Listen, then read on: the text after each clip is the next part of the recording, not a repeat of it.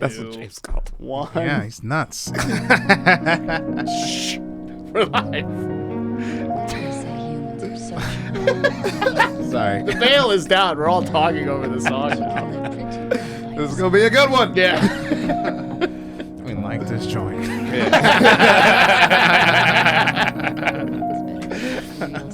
Oh, God. Oh man.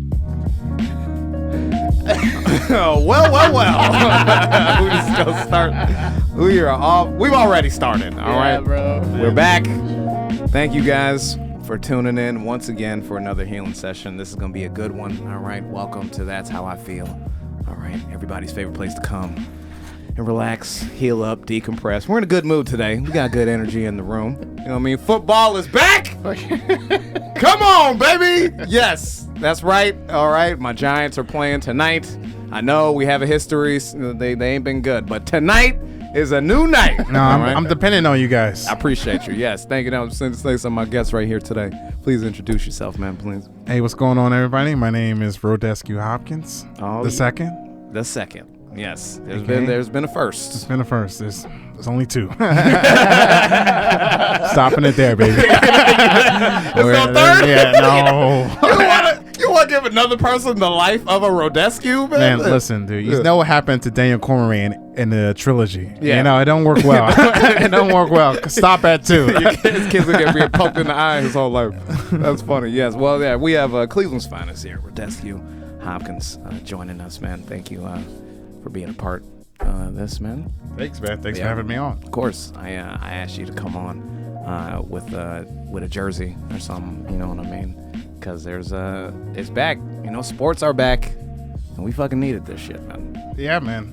It's I don't think many people function well without sports. You know. Yeah. I mean, can you imagine those men walking out trying to express themselves? It don't come out right. Oh yeah, dude. If COVID, because I know it was funny. Comics talk about like not getting able to go do shows anymore because of COVID and all that stuff. But it meant your job was like a professional athlete, and like we gonna go like work at like a Wendy's or something, man. Like that's not that's fastest to the line. It don't work. It sucks, dude. I don't think. And you got like a lot of, you got a lot of energy. You know, you out here trying to.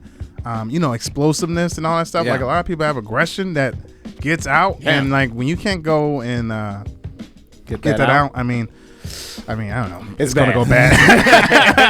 I don't want to say what's gonna happen, but I feel like we all know. It is. Especially at the professional level. You know that these guys. Like I knew somebody who wasn't even. He just played like Division III basketball, and he was like, even that was like intense. And I'm like, Division III basketball? Nobody? He's like, yeah, dude. So imagine the height of heights. You know what I'm saying? Like these dudes, and then you can't do. Now you just gotta stay in the house. You know what I mean? You played like football. You just used to hitting every day. You know what I mean? Running, jumping. Now you play Call of Duty. That's awful, man. Yeah, but they're back now, and that's what matters, dude. I'm from, I'm a New York Giants fan. I'm excited, man. Having worn this jersey. Now, who is this jersey? Who is this person? This is Saquon Barkley, baby. Yes, right. God's gift to the running back position. All right, yeah. We'll see. We'll see what happens. I mean, I'm not against the Giants. You know where I stand. Yes. Is whoever's against Cleveland. Anybody who's against Cleveland is my enemy. After that, I have nothing. I have no smoke with the Giants. Yeah. Well, the Ravens. You guys played the Ravens on Sunday, which was. I mean, it's Lamar Jackson, man. We don't talk much sports on this podcast, which is cool. I like doing it from time to time, man. Lamar Jackson. I mean, he's decent. Decent. Yeah. He's the best football player in the world right now, man. I know. Well, you know what? No. Right. Patrick Mahomes. I go Patrick. All right. It's fair argument. Fair argument. But it's also because he just beat us. So fuck that guy. Fuck Lamar Jackson. You heard it here first, folks. Oh man, that's crazy. No, one of the. You know what's funny? We have one of the best stories, James. We might have told you this, James, of doing stand-up comedy at the Comedy Bar. and Khalil Mack, the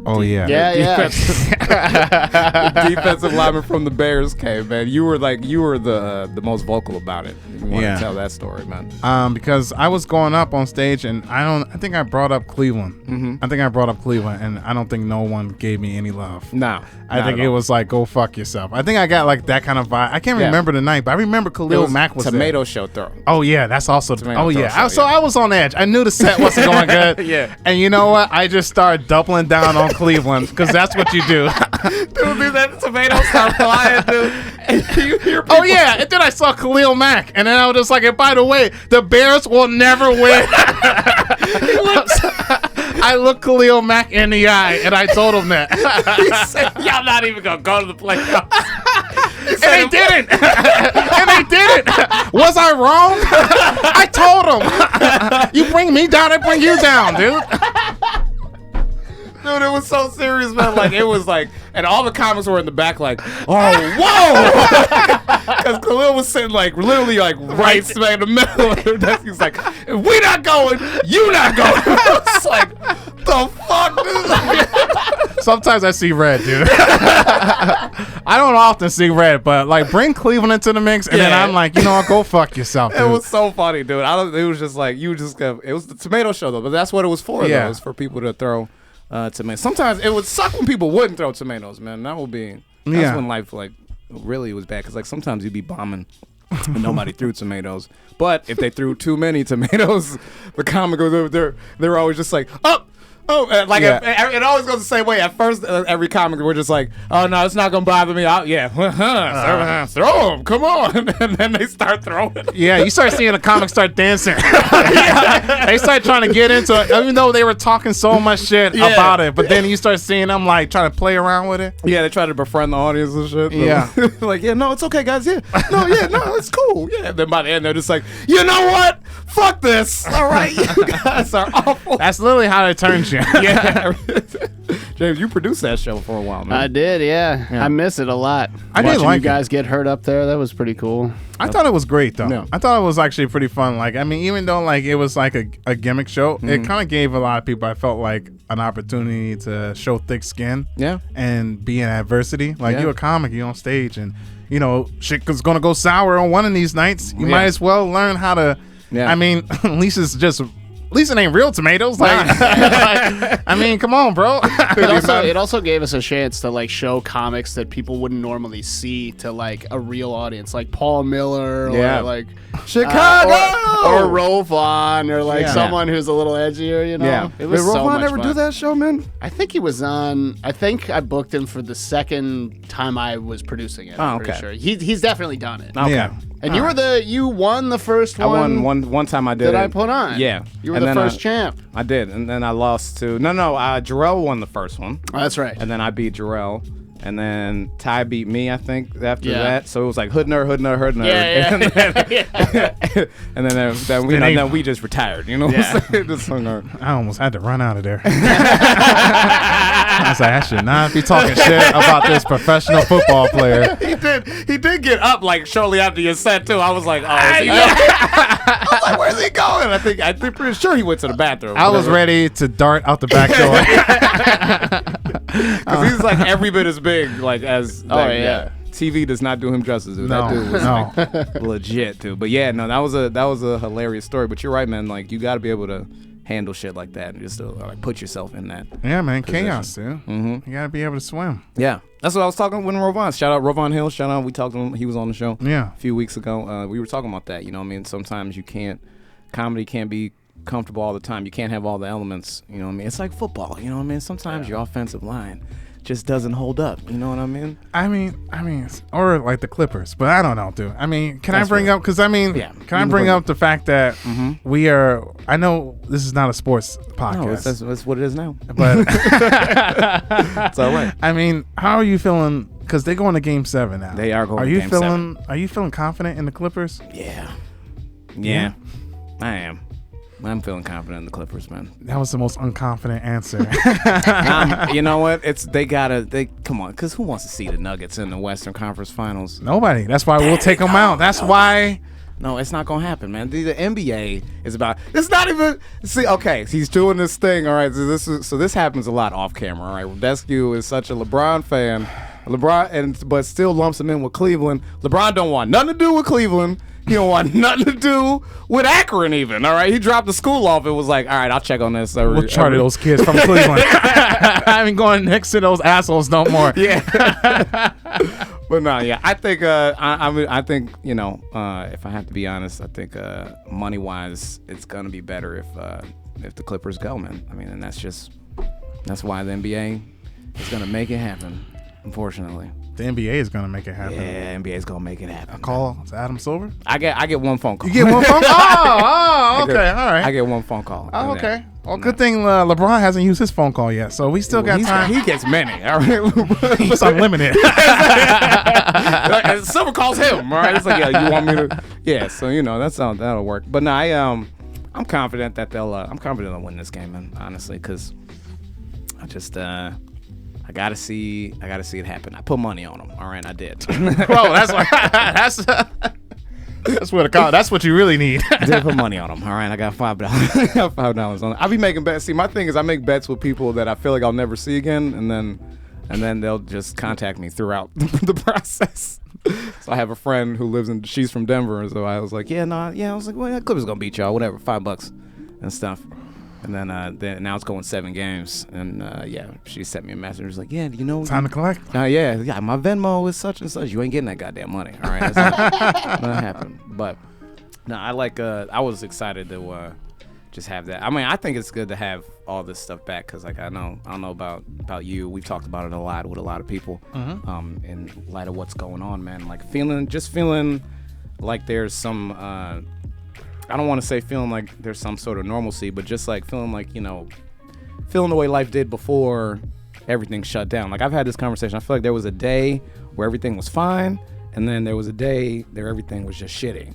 Mm-hmm. And then yesterday was the first day where I felt like I could go back to feeling like some stuff is fine, you know what I mean? Because I could just lose myself in football. Yeah, it's crazy how sports kind of has that effect on people, you know. And then I mean, I felt like that too. Like definitely, like when the day that everything shut down. Yeah. I mean, I went to like full bunker mode. Like I was just like, oh shit! Like I got little neon lights and shit in my room, and I caged myself in because I was just like, well, this is it. This is how it all goes, man.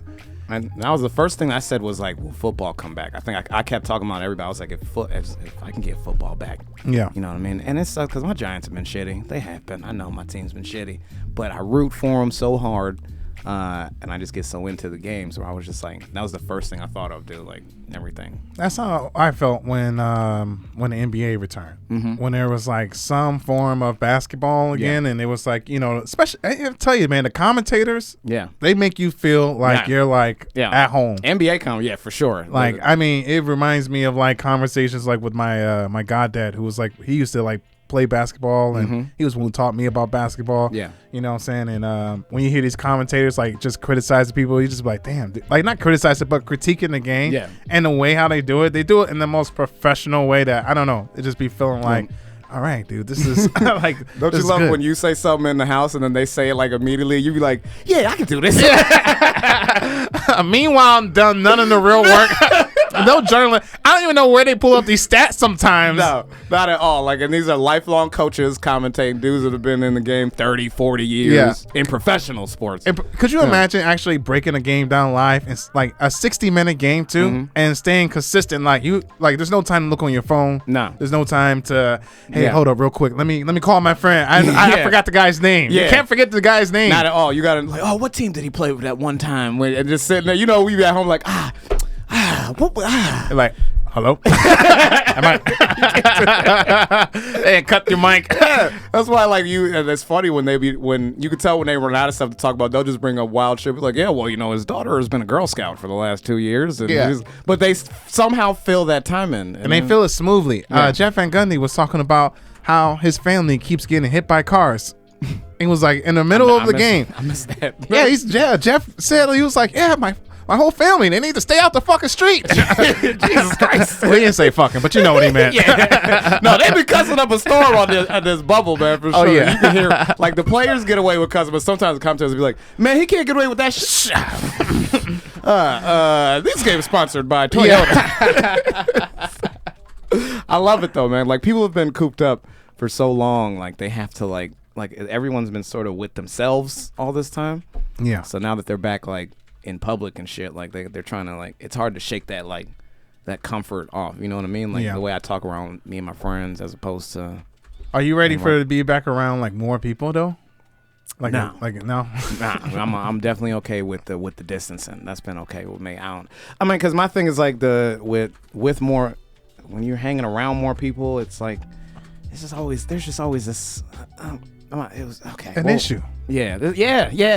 It's always something. Thank you. It's always something. Like, I'm just like, what we've been talking about shit. Even the last few weeks, we've had friends and like things like that, especially here in the city. They've been going through issues and stuff, and some of them are like, man, that's dramatic. And then there's been other ones where you just been like, I don't need to be involved in that. Why are you telling me this? Yeah, and we do it a lot. We especially as comics too. We do it a lot where we rely on each other's. On each other's approval, you know, one for material and stuff, which is one thing, but we rely on each other's approval for like life choices and stuff. And then you'll like, it seems like every decision, there was a point when I was younger where like every decision I made was like, man, how do my comedy peers feel about this? You know what I'm saying? And if I don't go out to enough mics, or if I don't live in a certain area in the city, or if I like shit like that, if I don't take a job that allows my schedule to be like this, how are my comic friends gonna feel if I can't? And like at a certain point, I was like, well, shit, I gotta fucking like, I got life to live. I got my bills to pay. I got my own life to live. Because when you can't take care of your shit, you're not gonna be able to lean back on your comic friends to be like, you know, hey, can you? Yeah. Because we all struggling. Yeah, it's a hard lesson to learn because I think you got to go through it. I think, especially if you really love what you're doing too. Yeah. Like if you just like, I mean, you can imagine telling someone young too. Yeah. Like about a dream and them going out, you got to do everything. Yeah. When I say everything, I mean like everything. Like, sorry, give up all that shit. Yeah. No hanging out, man. Go out and work. And you do that, and then you realize you just missed out on life. And you're just like, oh fuck, that's what those comics are actually talking about. Yeah, is life. Like they're actually experiencing things and stuff like that, and you think you need to follow some type of weird game plan. Yeah, like because I mean, if you follow the comedy breadcrumbs like around like that, like the way how they was releasing it, like I mean, when I first started, I feel like around the time you started, like they were just like, you have to be like this certain way how to work the system to get up to the thing, and and it's crazy. Everybody who you like didn't go that way. Didn't at all, man. That's what they preach too. They're like, it do like that. Like for a long time, it was go to New York or LA. You know, go to New York. I had somebody. I was working in a comedy club. I've told you this. I was working in a comedy club, like for a manager who was letting me get as much club time as I wanted. And even still, I'm thinking to myself, man, I'm not doing enough. I need to go to like, I'm like, looking back on it, like, I'm glad I don't work there now, but like at the time, especially where I was in comedy, nothing was better for me than to just stay in that club and get that real time, you know what I mean? Yeah. And work. But so focused on what I thought, oh man, my favorites, they all got to the city and then lived in somebody's basement and then, hung out like, homeless men outside of McDougal Street for days at a time. You know what I mean? Back when just comedy was different. You know what I'm saying? And and it was like a artist grind. It was just like, I mean, I was listening to Mark Maron heavy. Yeah. So I was just like, this is the life. Yeah. like I got a deaf cat. Yeah. You know what I mean? I was deep. I was in deep waters, man. And then I just realized I was like, actually, it's funny. I've like looked at some of my stuff from like the past. Like someone made me do like a podcast where they have a video of you from performing, and they make you look at your video, and then at first I mean I'm not gonna lie, I thought of that idea a long time. I tried to do that with the dude. That's not what I meant, but I realized like how annoying, like now, like I'm older, I realize how annoying that really is to be like, hey man, let me dig up some shit on you, and then after that you can leave. I'm just gonna use this information for whatever I want and gain, your own embarrassments that you've tried to obviously build upon and be a better person. Let me just bring this shit up and make you relive. Oh my god, you know what I mean? And this guy made me look at a set that I fucking hate. Yeah, because I was looking at like what I was talking about, which was a bunch of nothing. I was like, I was just running around. I didn't even experience life. Yeah. So I was like, man. How old were you when you started?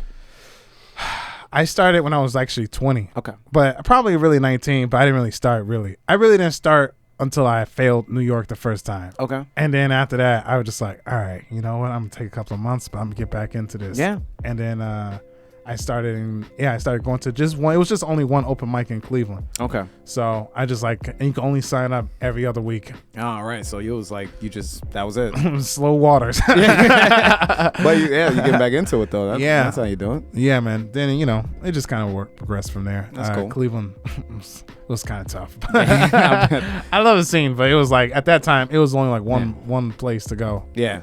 And then there was like 5 other like mini spots you can go where you kind of like work and do your shit, but like it was like everybody was bouncing, everybody was leaving, everybody was like, dude. What about like promoting your own shit, that type of stuff? Only person who was really good at that was Ramon. Okay. He came here though first, right, and then learned some shit from a bunch of the CYSK guys from like the early days, and then he came back to Cleveland and pretty much did all that shit. There you go. And then he grew. Not by himself, but he had a lot of teammates and stuff like that. And he was a hustler himself. I mean, he was like determined. Gotcha. And he actually built up a good crowd. So he was one of the main guys who really had shit popping. Nice. At least in the rooms and stuff. Just Ramon. That's one name. Ramon. That's some gangster shit. Ramon, baby. If Ramon can't put you on. It's tough water, Sam. You know what I'm saying? Keep paddling. I bet you leaned into that shit too. And I'm like, hey, you know I'm Ramon, right? Hey, man. He's got a little thin mustache.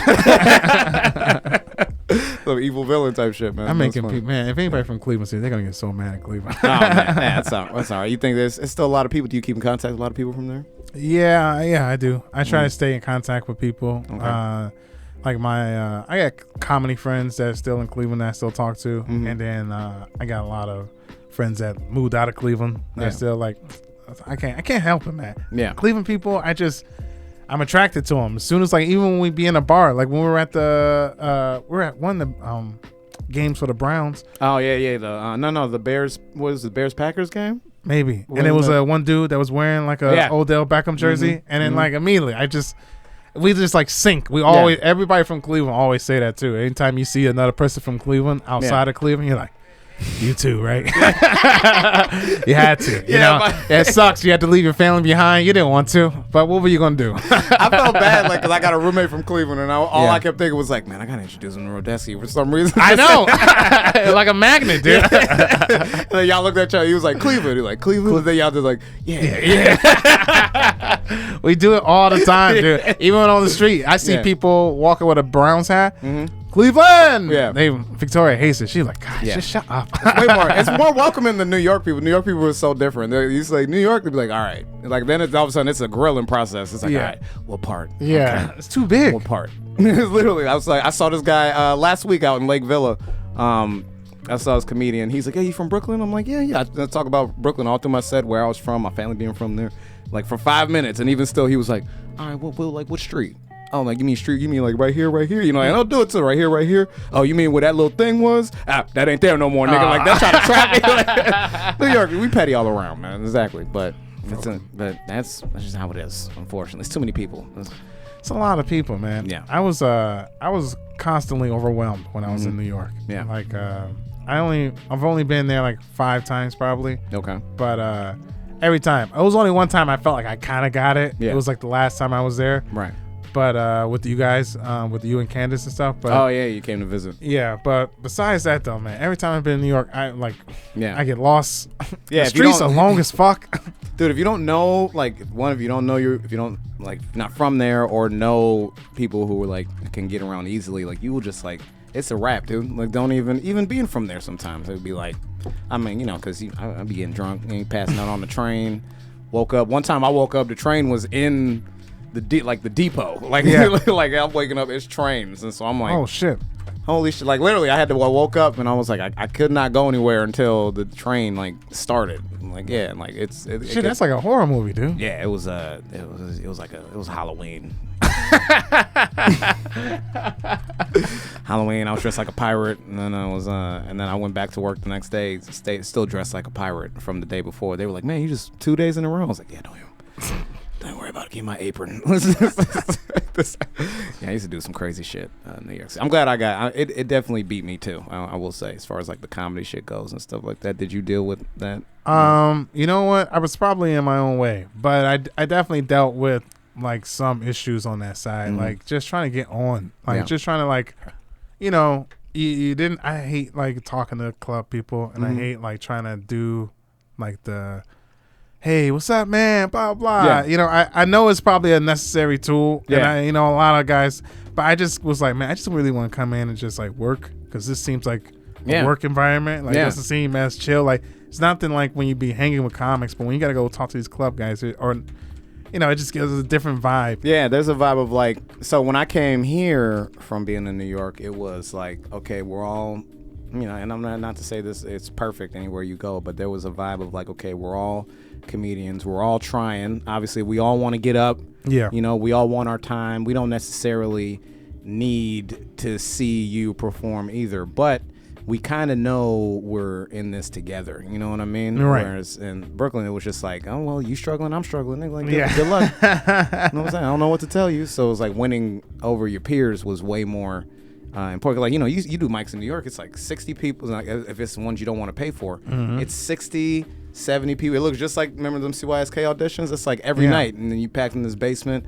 sitting, and you'll see 50 people file in to see names get drawn, and then once they read them names off, it's just 50 people file out, right? And like, fuck. At one point, there was this place, it used to, they used to have this garage door, and so like literally like when it came to read names, you hear all the comics and shit come in, and then same thing. So it's there's nothing more disheartening than getting up being like, "What's up, guys?" And just 50 people just gone. They gotta hit the next mic. Yeah, they just leave you, bro. And like that's another thing. So you often end up like spending money to do things, and it's a lot of different hoops that you got to go through. Man, see, like that was like in Cleveland. There was I don't know, man. They just did not have. We weren't very unified. Like we had our groups and we had our people. We could get some stuff going, but then I felt like also at the same time we weren't really listening to outside people. Like we were only taking because I ain't gonna lie, people from Cleveland are they're very boastful about their way and Cleveland way and the way how they want to do it. It worked. It worked at one point. Just give us a second. Like you're trying to start your wife, your car shuts down, and she's just like trying to give you a tip. You're just like, just give me a second. Just give me a second. I got it. I did it once. Cut. Just shut up. It's like just listen to people. Just give them because I tell you, man, people in Cleveland at the time when I was there, they hated Chicago people. Okay. They hated Chicago comics. Well, that's because Jordan hit Craig Elo. Okay. That has a lot to what did you want to go there? 30 years they can't give over that one shot. See, it's not about LeBron. It's about Craig Elo, baby. People hate. It's a lot, man. Cleveland, we hold on. We got a list. What's great about your sports fans is y'all get mad. Like it's not even about other people. Y'all get mad at your own players, your own people. Like when Buffalo, when Scott Norwood, when he missed that field goal in Buffalo, and that first field goal, they still threw a parade for him. We're like, hey man, it's all good, man. You know what I mean? Blah blah blah. You bring up Craig Elo around anybody from Cleveland, they're like, that motherfucker. They should have put Mark Price. Yeah. Like what was they doing? What was they doing? Like it was his fault. He's like the coach made the call. No, man. I heard a rumor. I heard they said that he wanted it and he wanted the check. And that's why it was just like, come on, dude. That's Cleveland, man. I mean, we can't get. We're working on it. We're working on it. We try to get over our grudges, but I mean, Craig, if we ever see you in these streets, man. Speaking of Art Modell, yeah, when he died. He's the guy who sold the Browns, the original Browns, who became the Ravens down, and he sold it underneath the nose of who just beat Cleveland, and that's why it's even more like go fuck yourself. Especially now, actually, that's reminding me going through this Cleveland narrative that I'm just like, go Fuck LeVar. They sold him, and then the first player they drafted as the Ravens. Do you remember who it was? No, who was it? Ray Lewis. Wow. The first. Ray Lewis was the first person. I may need a moment, people.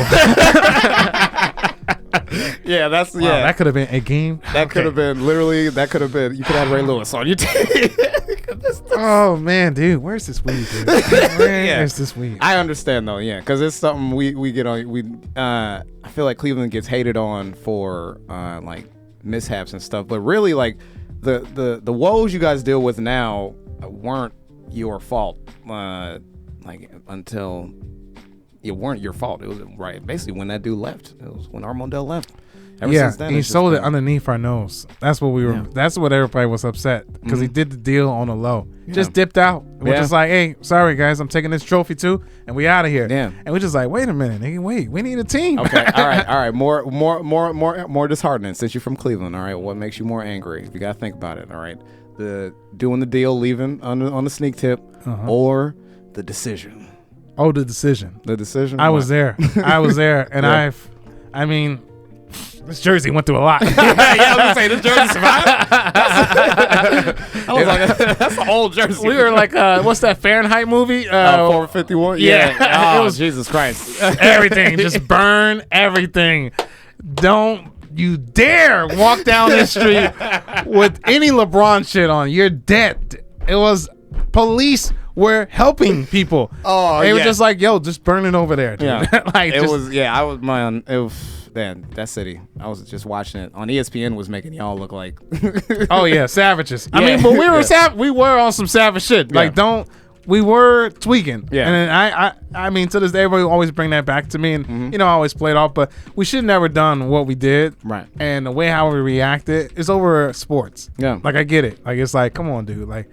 It shouldn't have been this amount of pressure, but I also still say he brought a lot of jobs to a lot of people in town. So there were some people who were upset about that, and there were some dumb people who were just sports fans, and just reacted ridiculous. And YouTube was just getting hot. So like, have you ever because I've given a lot of thought because you try to put yourself in LeBron's shoes. At the time, was he 25, 24, 25? Something like that. Yeah. You know what I mean? So 25 years old, and everybody is telling you like literally, our livelihood depends on you playing basketball, dude. Like that's like my whole business. People, you said you were telling me how people were like holding town hall meetings, press conferences and shit. It was a big thing. Sitting with the mayor, the governor, being like, they're like, dude, we literally need you to live here or else we don't fucking like it was I ain't gonna lie, I hate when people call me now. So like I can only imagine like a world of people just calling towards this guy, just trying to have him answer to this call that he's like, dude, I'm just trying to play ball. Yeah. Try to make a little money. Yeah. Get a couple of championships, and get the fuck out of here. Yeah, but again, he's only, I think he's 24. Well, man, we're only 29, 30, right? And so I feel like I'm just now thinking about like, oh man, let me plan for like a year from now. I feel like I'm just now starting to think like that. Right. At 25, bro, nigga, come on, bro. Where you going? You're going to Miami. Yeah, exactly. You're going to Miami. Your best friend is like, bro, we can be rich as fuck in Miami, dude. I know you're married. Forget all of that. Come to Miami. Listen, we'll figure out your wife. Just NBA, bro. You know what I mean? We'll figure some shit out. It's Miami, dude. Have you seen Miami? Look at me, dude. Cleveland, though, man. They really need me, though, bro. Like, I mean, I saw this fucking homeless guy. It's like, dude, we're on a boat right now. Yeah. Dude, we'll send that nigga some money. All right, we'll take care of the homeless people. We'll donate. All right, we'll give. We'll give to the city. That's what he really. That was so funny about it too, was that he was still giving to the city. Yeah, he was still coming up to Akron, riding bikes with kids every summer, even after the summer that he left. Yeah, he still came up there. Yeah, he didn't take any of his organization. No, he didn't change anything. He just and that's what that's after the first year. Everyone in Cleveland was just at least like, all right, dude, like we gotta shut up. Yeah, LeBron's time in Miami was the only time I didn't hate on him because I was like, because I'm an agent of chaos being a New York Knicks fan, so we got nothing but chaos coming out of the Garden. All right, but when everybody was hating on that nigga, I was like, all right, I'm riding with you.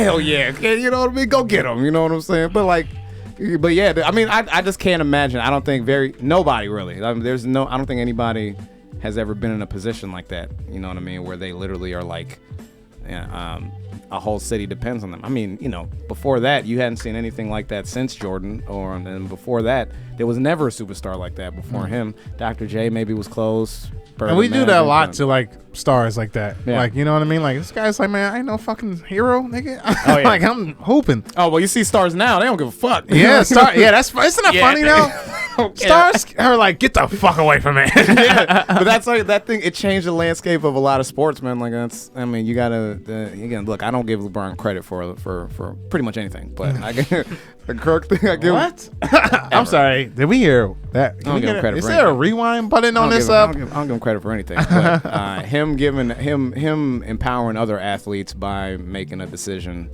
on his own, for himself. That's a big deal because I think it's big for our athletes to kind of know that. You know what I mean? Like, I mean, there's some bad deals and there's some things that, some idiot should be like, dude, you should not get paid that. Yeah. Like, I don't care what anybody says. You're finessing the game. Yeah. But there's a lot of people, though, who it helps. I mean, it benefits and it's also educating. It educates people about money. Like, you can't be this star constantly just running and just doing your thing and not understand what your real value or your real worth is, because you should go for it. I mean, if it's there on the table, everybody else does. Yeah, and kudos to those people, to the people around him that showed him that, because how many guys have probably come out with that same talent level and they just don't have the right circle. You know what I'm saying? Like, and that's something I think about. We talk about all the time because we hang out.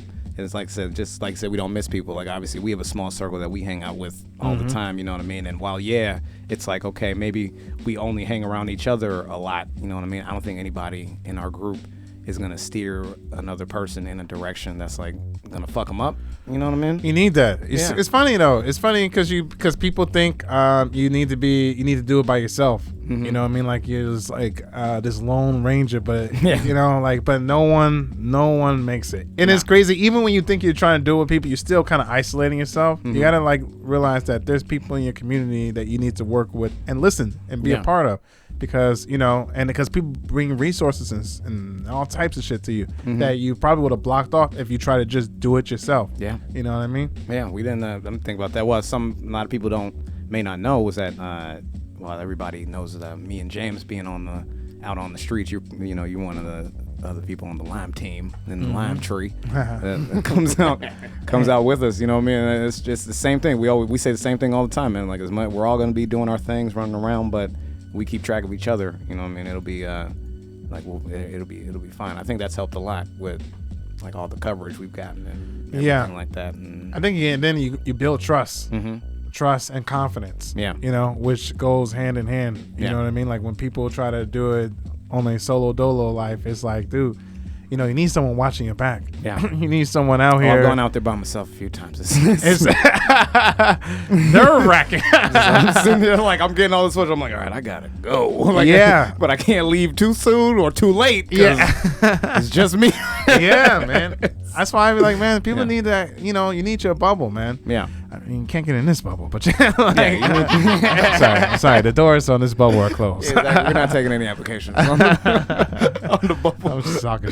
That's funny though. It's cool, man. Like, I get like that. There are people that I open myself up to, and then depending on what's going on, you got to close it up real fast. Like, I was going through this little streak at home where I had I was having some people come over throughout the summer. You know what I mean? You can come visit. You've been in my space, so like I got like outside space and stuff, and it's all right. And I'm very, accommodating. You know what I'm saying? Like, you come to my house, I'm not. You don't really have to ask for anything. Just like, I'll get it for you and stuff.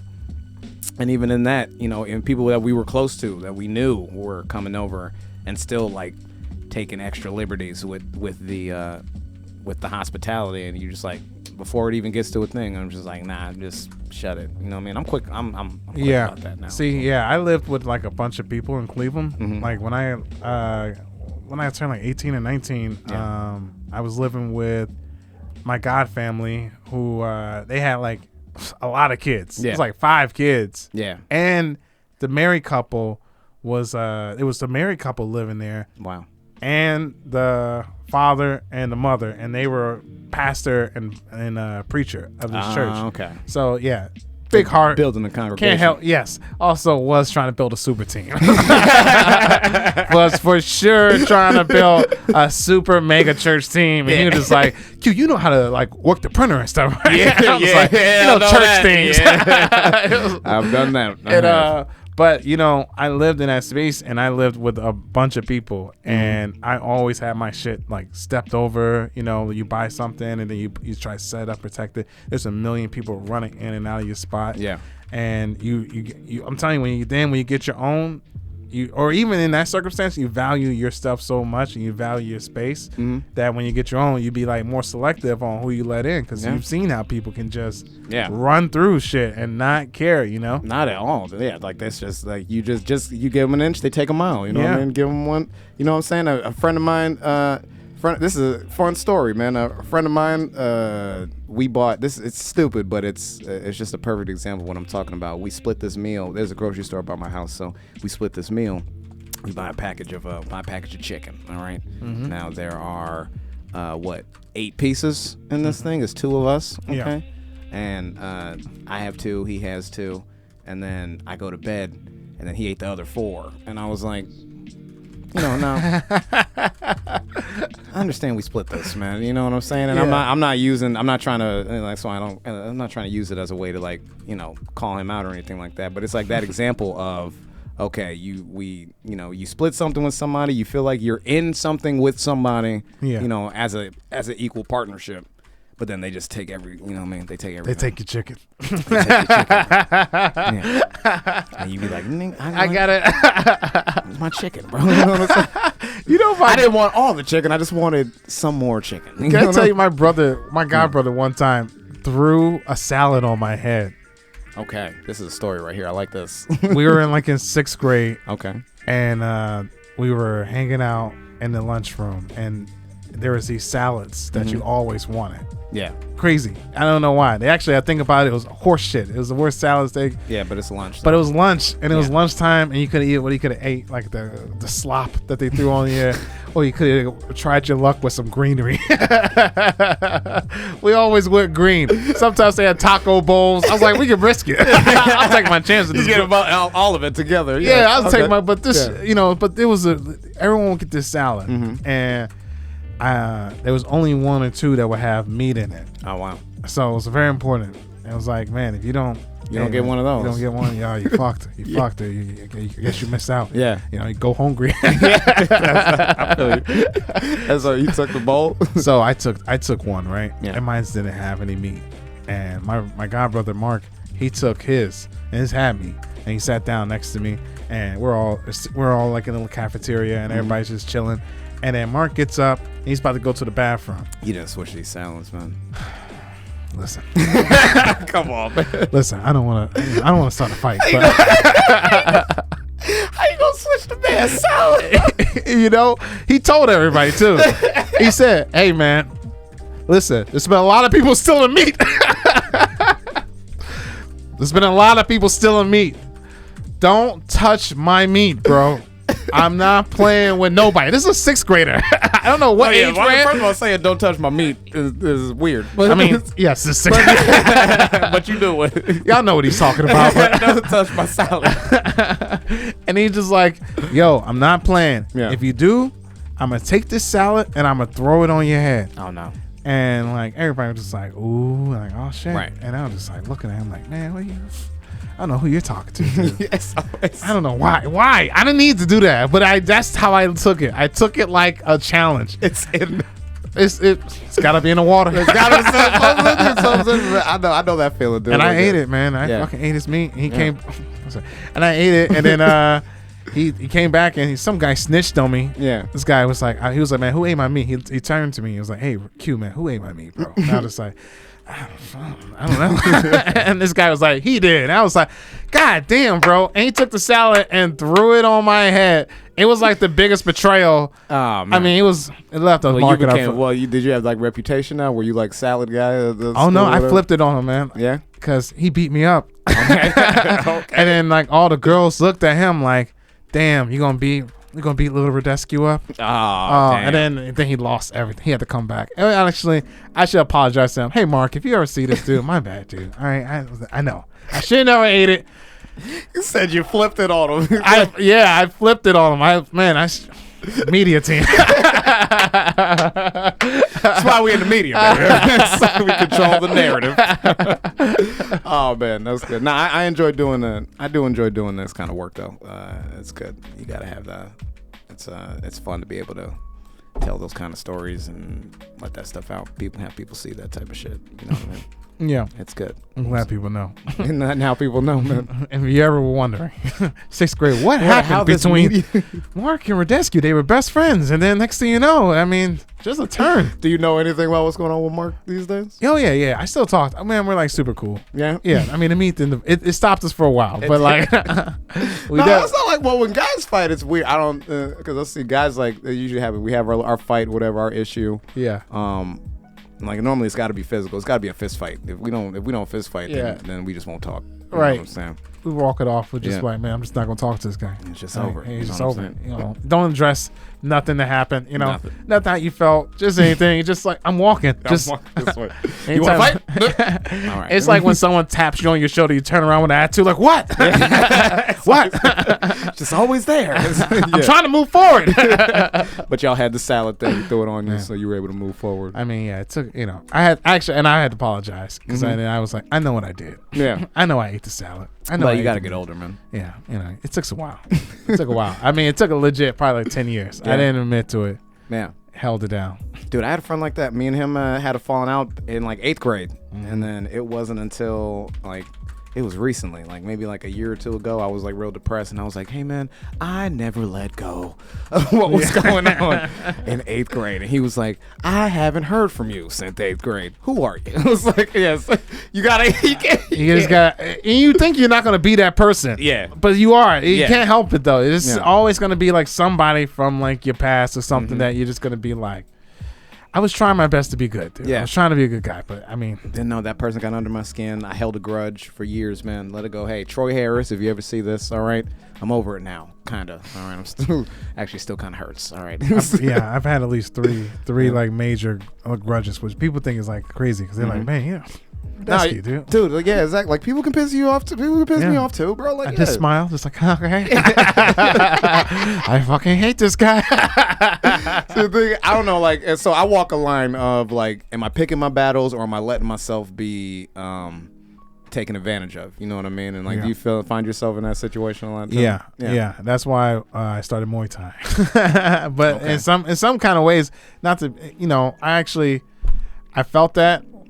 Right when I started doing that, and I kind of started just trying to be like, listen to myself a little more, like have a little more confidence. Yeah.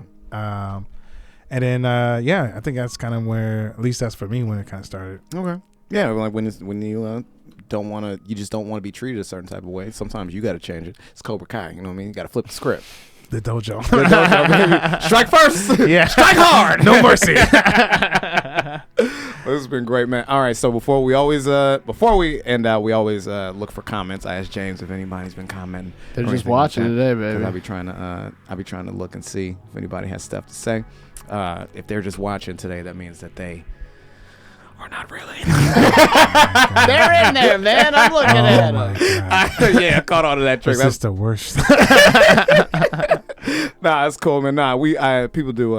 It's a good place it is meant for people to listen. So I just like the fact that we go live and stuff. But before we leave, all my guests get a chance to like give everybody something to take home, like a little piece of advice or anything they would want to say. You plug whatever you want to plug. You just talk about yourself, man, and everything people need to know before we get out of here.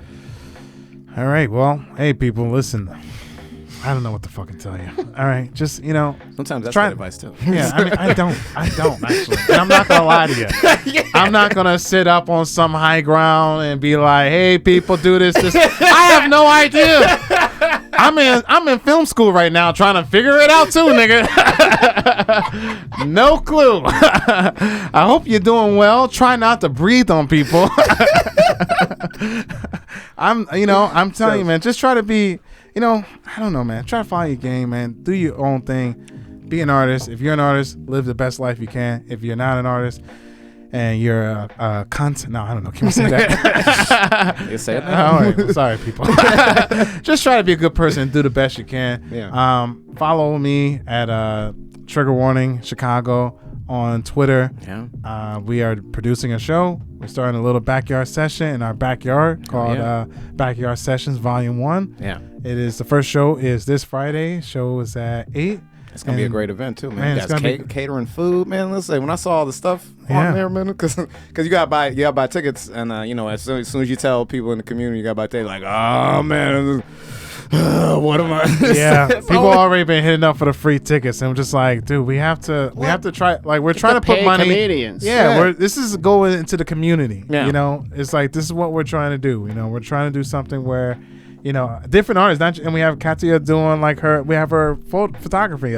We have a gallery and stuff like that. We're trying to bring cool vibes. We may do like a band on another show. Yeah. We may just try to just keep the backyard kind of chill. Yeah. And we can't, COVID. We can't have All too these many people in the backyard. Yeah. So, unfortunately, we have to sell tickets. Well, it's to not make even it happen. unfortunate. You really can't support art without money, man. Like, and that's the thing. I know. It's It's the and art shit. It's the art shit. Yeah, like I get it too. Like, yeah, everybody wants to be fucking like, oh, I'm above it all. I'm above the fray. I'm in it for the pure love of what I'm doing, man. Exactly. But nigga, you sleeping in a cardboard box, man. Yeah. You know what I mean? you gotta start making money. Yeah. you gotta Well, do it. this thing you're putting on. This is a premium experience. Yeah. It's in a secret location. Professor Pizza's gonna be there. Oh, yeah. Again, there's a gallery. Like, this is a really cool event. Art gallery. This is nothing Yeah. like any other comedy show you're ever gonna see, especially during COVID. So pay that. How much is a ticket? Man, it's $25 for yourself. it. And then if you buy 2, you get for $40. So And we actually everything that comes with that. Tell And then everybody that comes everything- with Pay that, the because $2 that's for what's this. important is everything that comes with it. It makes it so fucking So worth it. we Please give you pay this. So we give you a pizza from my man Professor Pizza. You get 2 slices, some of the best pizza. Dude, it is. Anywhere. I ain't gonna lie, dude. And I work at a pizza shop, and Yeah. I almost called my boss. I almost told him, I said, you gotta step your game up, dude. Like you're embarrassing us out here, man. Because I had my pizza there too. And it was- Nobody touched I had to put the box down.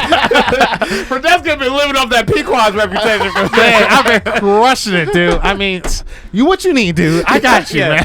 Dude, no, this pizza's like it could go for like 20 a slice. You know what I For mean? real, dude. Yeah, He's big time, man. He's actually, He sells out every weekend. He's doing us a huge favor and participating with us and working with us and bringing the pizza. Yeah. We're giving you PBRs. We'll give you, I believe it's two for PBRs each per ticket. Too. Yeah. So I mean, Are you serious? I don't know if it's 2. I may be lying. You get drinks. I think you get 1.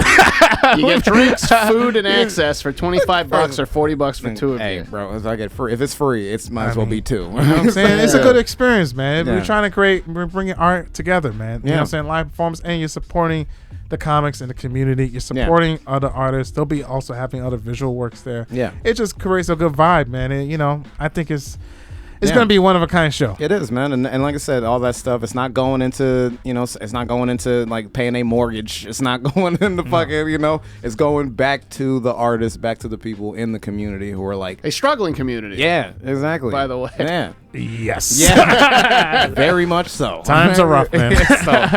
so please, man. Yeah. So like, really invest in that, man. We got invites online. You can get a link through Facebook. You can find it on Instagram. You can find links anywhere. You can follow him. It's right in my bio, James. man. It's Yeah. right in my Instagram bio. If you Yes. click on the at the Hollywood Hopkins Yes. on Instagram, Hollywood click Hopkins, baby. click the link, baby. Yes. And then it takes you right there, gives you a deal. You want to secure these seats. Yeah. You don't want to not secure them and try to get them in the end and try to hit up Ed And, or hit up yeah. me. I tell you, dude, because it's They over. hit you up like the open mic. Be like, yo, can I get a spot? Hey, can I get a Yeah, spot? man. It's like, no, this is a business. This is it, man.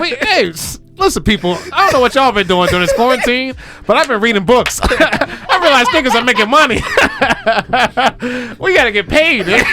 You're investing in ourselves, man. Exactly. That's why I be out in these parks. People be like, man, what you been up to? Nigga, what you been up to, bro? I've been investing in me, bro. Exactly. You still out here just, man, I don't see you ever at this park enough. Oh, maybe because I'm Nigga, what are you doing? It's going to get cold, nigga. Then what you going to do? Literally, it was freezing. It was raining. Like, you may lose to rain. rain, and the comics were already fighting jugglers. So it was just my God. It's a war. It's a war. Ravon told me it's a revolution. And I need to be out there participating in this revolution. You out there walking the streets for justice, walk for these comics. I'm like, crazy, bro. Yeah, man. Set yourself up for the future, man. Like I said, you don't know how to do it, but set yourself up for the future, man. That sounds like what's really. That's what it comes down to, man. Set yourself up, man. Prepare yourself. Work hard. Don't take no bullshit. Yeah. Don't cut corners. Do what you gotta do and make it happen. There you go, man. That's beautiful, man. At the end of the day, that's all we can really ask people, man. Yeah. Thank you guys for sitting with us, for watching, man. Thank you for coming. Of course, bro. And joining us. Once again, like I said, go Giants. All right, we're gonna do this. All right, we are gonna win tonight. I need it. I need it. Fuck Pittsburgh. Fuck Pittsburgh. Fuck Pittsburgh. Fuck them. All right? Yeah, I said it. Ben Roethlisberger can bring his weak ass arm to my house if he wants to. All right? He ain't going to do it. All right, yes. But if you guys watch this, man, thank you again, man. You can always follow us, join our group. That's How I Feel on Facebook. All right? It's a great safe space. People been going in there just sharing, things that they want to share. Nobody's going to ridicule you, give you any types of shit or anything like that. I love this jazz, dude. Appreciate it, man. That's what we try. That's the whole vibe, man. Also, I got episodes on YouTube. You can watch them on YouTube. We're going to get the other 10 season 2 on there, too, so that way you can enjoy 20 full episodes and stuff like that. They're getting longer. We're getting more. I'm getting more guests and stuff. Oh, shit, dude. You're at 20? I'm at 20. This is 22, 23? 22. Dude, you're building them up, dude. You got a nice little archive going. Trying to, man. I don't know what I'm going to do with it, how I'm going to sell it or whatever, but having it, I think, is important right now. I think so, dude. So, all that stuff, like I said, man, you can, get and follow People of Comedy. You can follow Danny Lime. You can join the Hood News Network now. You can do whatever you want, man. Hood News Network, everywhere. Baby. We're going to be bringing back, we're going to really get some real coverage, man. I'm excited. We're going to get out in the street, man. Exclusives. Cover some serious stuff, dude. Low key, get ready for the rabbi. Oh, man. Are we announcing this right now? I just want y'all to know I have reached out to the rabbi, okay? And he said that he would do an episode here. He would do an interview here with us. So we're going to get to know our favorite protester over the summer. Got a lot of questions. For my guy. Please. If y'all know about this rabbi, what's more stuff we need to know? If you know about him, if you got anything, send me some questions. I want to ask him some stuff. I just want to get to know the dude. Like, I really want to get to know this dude one-on-one in person. So if y'all got things y'all want to see, stay tuned for that. Cause I'm excited. I'm so excited. The rabbi. To sit across the table from this guy and talk to him. But all in all, that's been great. I think this has been a long episode, man. We almost did an hour. Yeah, we're at 56 right now. You got the longest episode, man. Oh, well, hey, look man. at that. You got the record. We were vibing, bro. Yeah, that's good. That could have been the weed too. Could have been the weed too. But that means there's been some good shit that we've laid out for people. So folks, take that home. You know what I mean? Figure your shit out. It's about to get cold, so you know what I mean. Plan for the future. Start stacking some stuff away. And we will be back again probably later in the week or next week. I don't know. There's really no plan or no schedule for this thing. All I know is that when we end that, I always tell people at the end of the day, can't all be perfect, but you can still be people. All right, and you just go from there. Bang, bang, boom. That's it. Bang, bang, boom. Ooh, like that. I like that, dude. Thank you, man, this is jazzy, dude. Thank you guys for coming out. Yeah.